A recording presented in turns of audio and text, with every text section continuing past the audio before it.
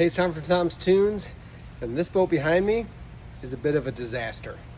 It was restored, not by us though. Some stuff was not done properly. Let's take a look at the goods, the bads, and what we're gonna fix on this boat. At some point, somebody got these nice railings. They went through and they installed those. They put a new deck and woven pontoon stuff flooring. So some really great options there. Can't argue with that stuff. They've got some aftermarket furniture in there. All in all, the inside and the railings, pretty well done. And it's a pretty boat through and through. Then we come back here and we see all of this stuff. Yeah, that ladder is that crooked. And yes, this motor is a miracle that it's still hanging on here. Somebody thought that they were doing something good to get this motor rigged. It is a sport tune, but these welds are scary. That freaks me out. The way that this is bolted up and held together, a little scary.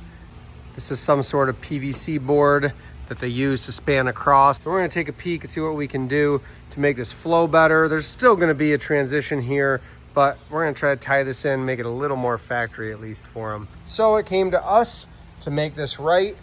We told the customer what to get. He got it, a new transom and a tow bar. We're gonna get that installed. We're gonna beef this up. We're gonna make sure that this boat lasts them for a very long time. First though, I gotta tear this motor off and I gotta get this whole back end of this boat ripped apart.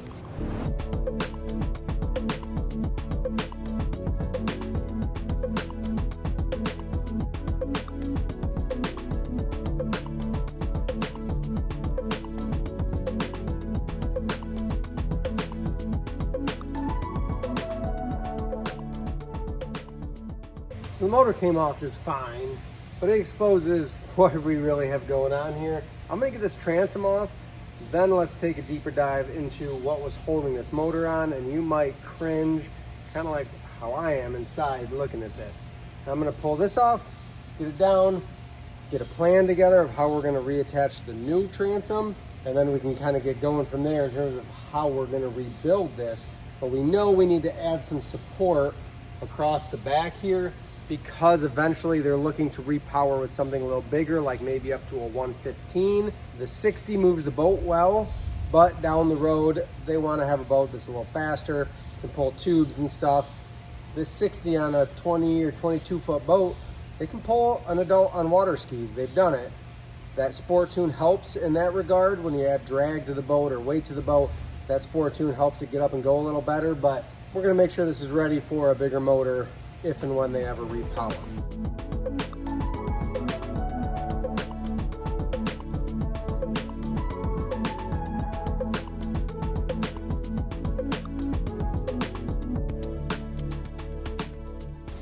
The bottom line is we can't risk putting, a $10,000 motor on something like this. Super thin, cheap. The welds aren't doing hardly anything. It might just be the sheer quantity of welds that held this together, because they're not penetrating into the parent metal at all. A lot of welds. Whew. Not sure what happened there, but I guess they just added more weld on top of welds to hold it together. So let's get this to the scrapyard and let's get the new and improved on. What I need to do here, it's the end of the day, I just want to get this apart so I can look at what I need to do. And it's a lot, but what I'm going to do next is I'm going to get some measurements of how far it is from that center pontoon, the sport tune, back. And I'm going to see how long this transom is. Obviously longer than this one. Not a bad thing. Hopefully I can tie in more places and get a little more stick out, because I do plan to extend some bracing across another cross member. This is super duper weird. I don't know. We'll clean this up a little bit, but they're using some channel, and this is an extrusion, pretty strong. It's 1/8 inch thick here. It's not like it's going anywhere, but that's what was holding that board across. I got to decide what we want to do there. It is galvanized steel cross members underneath, so those are really strong. At least we got that going for us. But we do need to add another support across the back in order to get this thing to sit right in terms of properly and to hold a bigger motor in the future. The way that this boat was put together, I'm not sure about where they got these pontoons or why they decided to do it like this. Who knows? But these outer pontoons have basically just this going along the whole way. So somebody, not gonna knock them for the kind of figuring things out type of engineering, but they just mounted angle the whole way down the boat, all the way up. And that's what they attached the cross members to. So my thought is they maybe took a couple boats, combined them. I guess this is registered or titled as a 1972 Sylvan or something. So my guess is they had that boat, they had this boat, they wanted the bigger pontoons, so they made things work. I got my work cut out for me. I should also mention that I think there were 4 different sizes of nuts and bolts holding things together. There was some 3/4, some 9/16, some 5/8, and some 1/2 inch. A little bit of everything in terms of what I had to get out for ratchets and sockets. Yeah, stuff like this keeps it interesting. I'm draining the pontoons, just trying to get the last of the water out. I'm giving it a little help with the forklift, just getting it a little higher off the ground. And what that's gonna do, if you're doing this at home, just do it on a hill or at the boat launch. But I've drilled a 1/4 inch hole in the very bottom corner of that pontoon.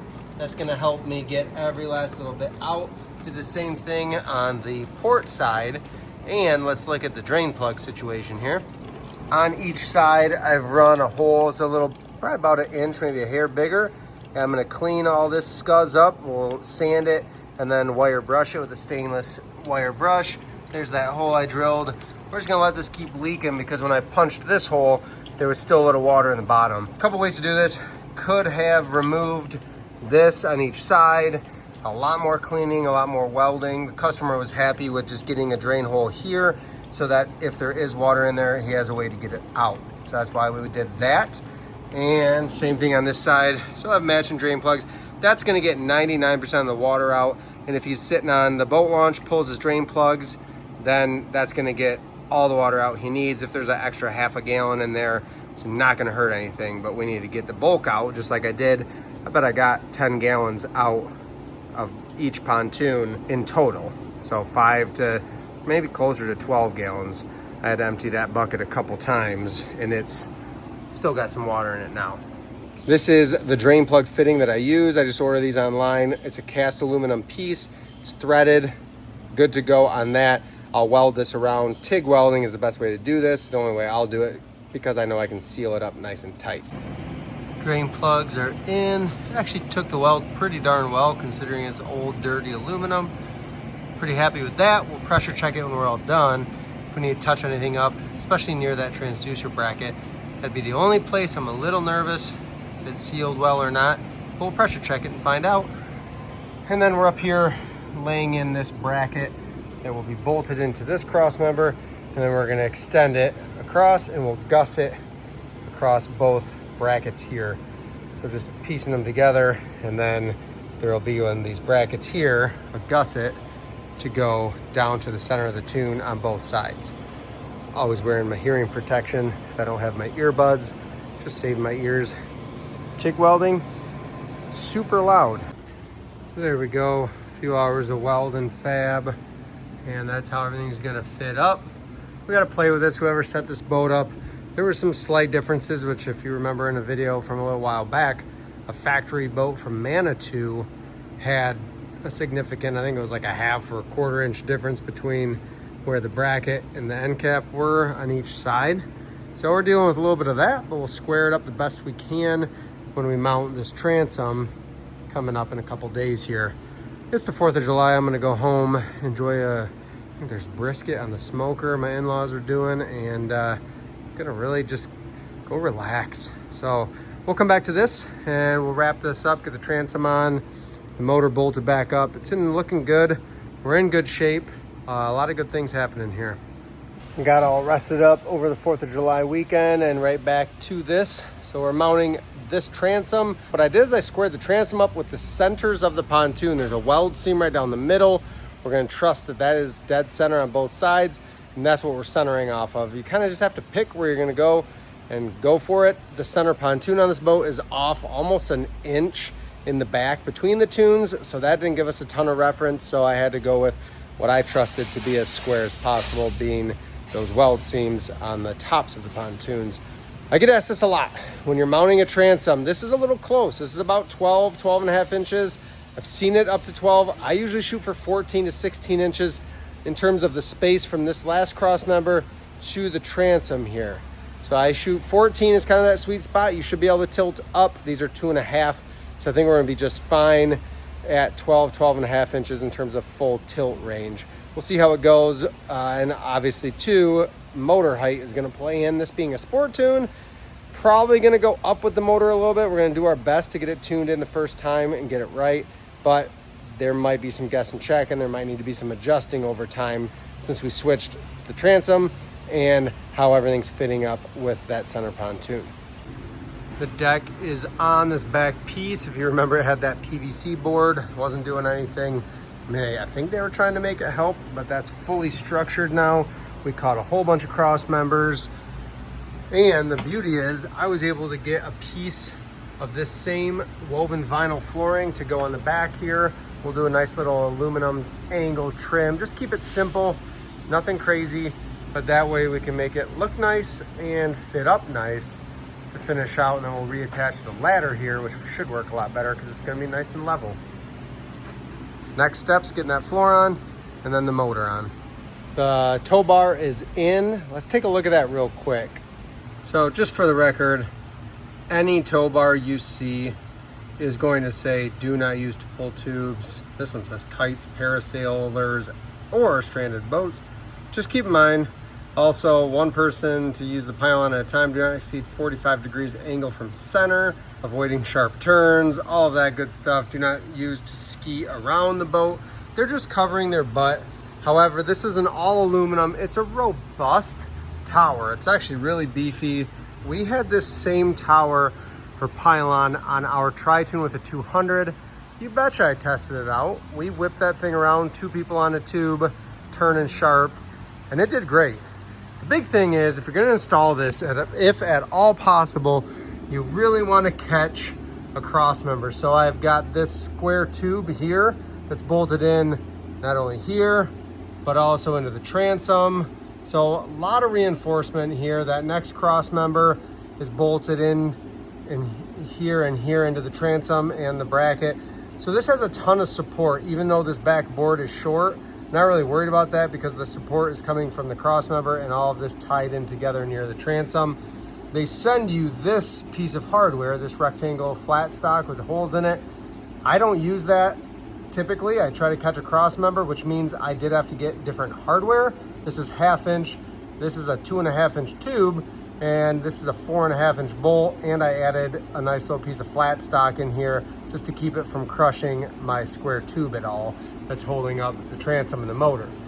I just drilled a hole in the middle of this bracket, and that made a nice big wide washer to distribute the force, but mainly your force is coming from that front bolt. That's why I try to catch that in a cross member. So from the top side, that's my aftermarket hardware. Unfortunately, what they send is not long enough. Anyway, these are on Amazon. I don't post a lot of links to what I use from Amazon just because they change it so darn often. Like, I can't go on and buy the same one I did for my Tritoon, even though it's this exact same tow bar. They just change them too often. But I get asked a lot about ski pylons and tow bars. This one has worked great for us, so I've installed a handful of them now.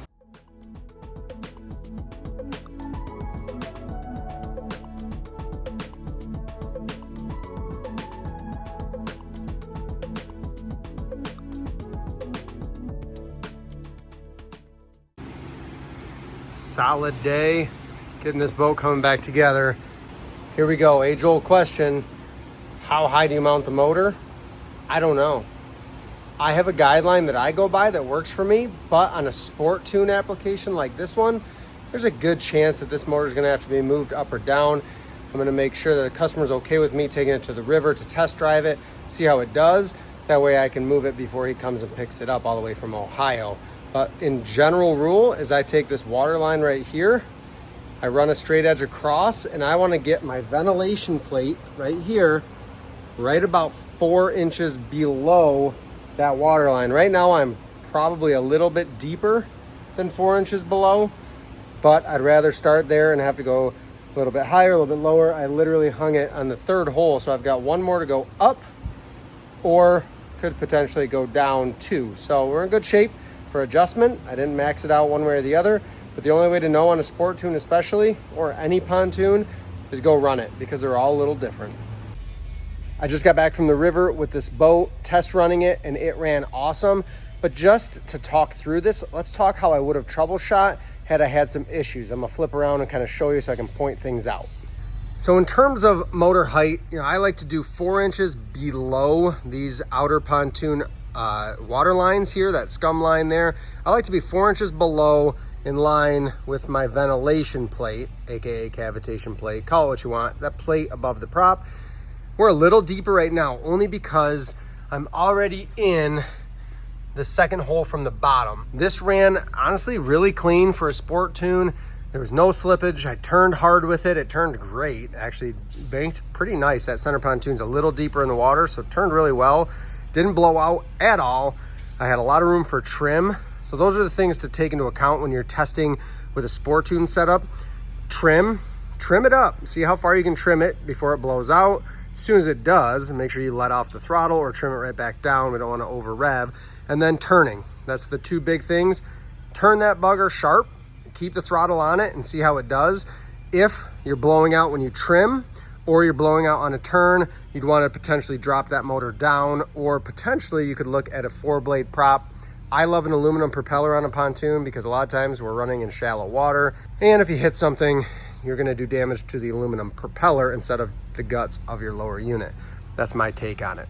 All of our upgrades are done. We've got our tow bar. We moved the battery back here so we could give them a spare 3-gallon fuel tank. Just a quick connect setup so they can unplug from their 6-gallon if it runs out and go right to the 3-gallon to get them home, extend their day on the water, or get them to the gas dock. New transoms on, motors mounted. This was a fun project, getting to get in here and improve our situation with the bracket and how this whole back end was constructed. Instead of PVC board trying to help hold up an old nasty transom, we've got proper structure.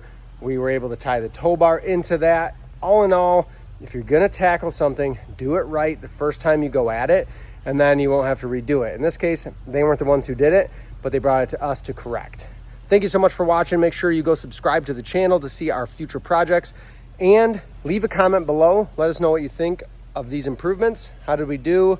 Tell us what you think. It helps the channel when you interact with us, gets us some eyeballs, and helps us grow as a channel. We'll see you on the next one.